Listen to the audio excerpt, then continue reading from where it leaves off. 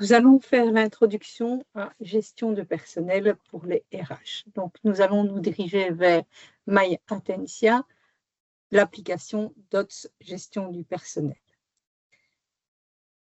Les utilisateurs RH ont une vue plus étendue que les utilisateurs finaux.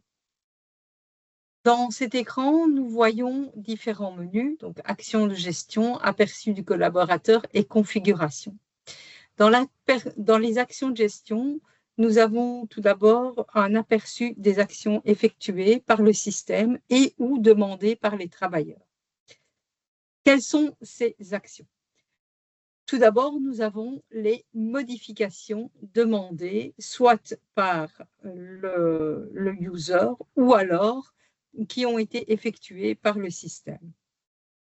Donc, les premières modifications sont celles du domicile au lieu de travail. Donc, celles-ci sont demandées par le collaborateur et cette liste nous permet de contrôler si l'activation des frais de transport sera effectuée correctement ou non. Ensuite, nous avons les modifications effectuées depuis le début du mois passé, notamment concernant les adresses e-mail. Cette liste est également importante pour vérifier que les adresses e-mail associées au compte utilisateur sont toujours correctes et si il ne faut pas les adapter. Ensuite, nous avons également ici une liste sur les changements des numéros de compte bancaire. C'est important au niveau des versements de salaire. Ainsi, un acompte qui a été versé le 15 du mois, est-ce que le changement de numéro de compte bancaire a été fait avant ou après le paiement de cet acompte? Et on peut prendre les dispositions nécessaires. Et enfin, troisième liste, c'est les actions à déployer. Et là, ce sont tous les véhicules qui se terminent dans la période des 2 mois. Ça permet de voir si, quand un véhicule arrive à échéance, s'il faut ajouter une nouvelle voiture au collaborateur, faire une prolongation ou ajouter d'autres lignes de transport à ce même collaborateur.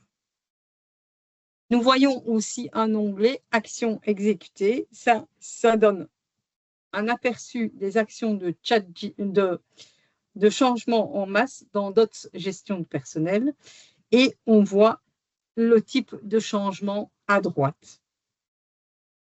Donc, nous avons sous le vocable secrétariat social, importation en masse.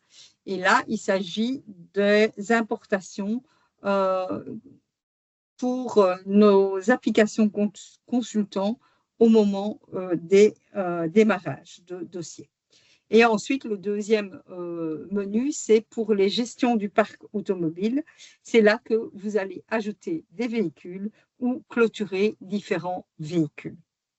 Il y a également les changements collectifs au niveau des jobs. Ça, on y reviendra dans une vidéo plus tard.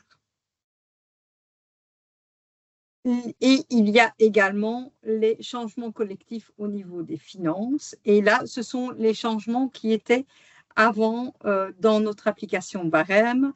Vous avez également la possibilité de faire un changement collectif de catégorie salariale pour les collaborateurs.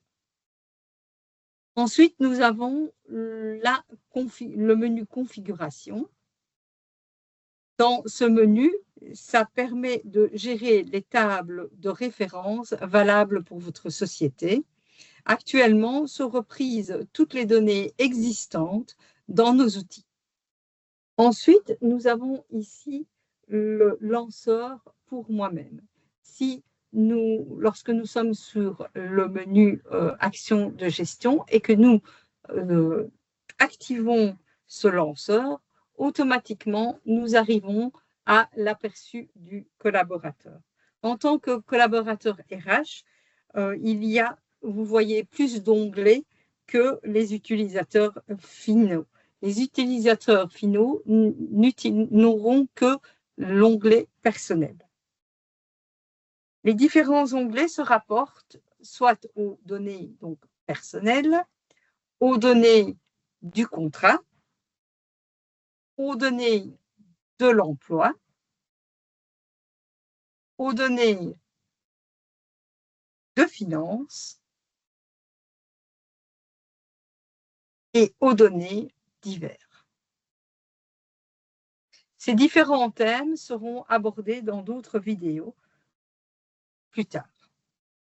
Si vous êtes client de Wellbeing, vous aurez d'autres onglets supplémentaires. Ici, le client est uniquement un client secrétariat social, donc c'est pour ça que nous ne voyons pas ces onglets pour le Wellbeing. Alors, nous avons également un filtre ici qui est identique à celui des autres applications. Donc, nous avons plusieurs possibilités de créer des sélections. Soit nous reprenons les sélections que nous avons déjà sauvegardées, soit nous pouvons créer une nouvelle sélection. Par exemple, nous allons prendre tous les travailleurs qui sont en service. Donc là, nous cliquons sur « En service » et puis on clique sur « Tous les collaborateurs en service ». Là, on retrouve nos travailleurs, donc en service et aujourd'hui. Là, si on applique, nous avons notre sélection et nous pouvons naviguer entre les travailleurs grâce aux flèches ici qui permettent donc de naviguer d'une personne à l'autre ou alors en faisant une recherche par nom du travailleur.